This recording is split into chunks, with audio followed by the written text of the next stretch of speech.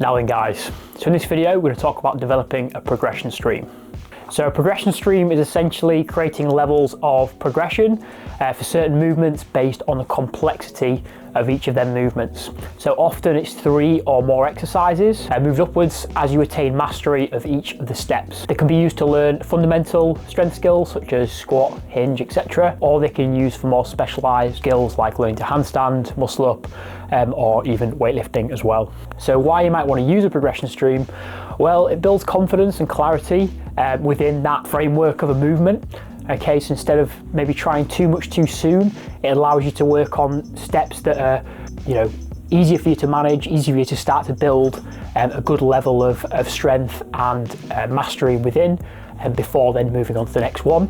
So in essence, this also allows us to create small and achievable goals. So instead of being like, well, it's a long way for me to get from here to, a muscle up, instead you can have these small goals that you achieve, which allows you to build confidence along the way of learning that particular skill. Also, you could say it builds a foundation of strength and coordination by learning movements that translate and transfer to the set skill that you want to learn. This helps to build some strength and coordination specific to that skill. What's more, that'll build movement vocabulary. So instead of just trying to learn the skill itself, you're buffering yourself out, you're learning how to do different pieces of the skill, learning the skill in different ways. For example, in the case of a handstand, using a wall, back to wall, front to wall, with your feet on something, so on and so forth. So you build this vocabulary of movement, which you wouldn't get from just practicing a skill on its own. So of course, how we do it is going to be important. So the way that I'll think about developing a progression stream is I'll think, right, what's this particular cohort or individual starting point? That would be the A, and then where they want to get to. Okay, so you have them 2 things in mind. They might be at a point where they can't do a pull-up, but they want to learn a ring muscle up. Okay, that might be the process. So obviously that might be quite a long progression stream, but essentially that gives you some clarity on, okay, where's the starting point, where's the A, and then where's the end point, where's the B. And obviously you're filling the gaps along the way, building up the prerequisite strength, developing the complexity of the movement, whether that's through the amount of force required that they need to produce. So for example, going from a ring row in a false grip to a ring pull-up in a false grip, there's going to be a lot more force required there. Your body's also not fixed, so we what's called expand our degrees of freedom. So in a pull-up, more of your body can move than in a ring row where your feet are fixed on the floor. So these things can be considered, the amount of balance required, the speed of the movement, and many other factors can be thought about in terms of how we build the complexity up, working our way all the way to obviously the B, the end goal. So essentially it's building out from a bottom exercise for that particular cohort or individual all the way to the end point. Okay, so it's really important that when we do that we have clarity for each of the progressions. Okay, so we know this is the amount of reps, this is how it should look, this is the level of understanding that I should have developed physically and mentally for this progression before then moving on to the next point. So people know when they've achieved that mastery of that specific progression, know the point in which they can do that, and then obviously they're clear to go on to the next progression in the stream. So some potential drawbacks to using a progression stream as a coaching process and as a training process. So skill learning, according to the research, seems to be most effective when you're learning the skill in its entirety. Okay, so for example, if you're trying to learn to, do a handstand, research suggests that doing the skill in its entirety, so practicing the skill in its fullest, so away from the wall, kicking up, all that into play, holding for X amount of time, that's going to be the most effective way of learning it. Having said that, the research obviously focuses mainly on tasks such as throwing tasks, balancing tasks, which maybe are less complex than movements like, your gymnastics or calisthenics movements,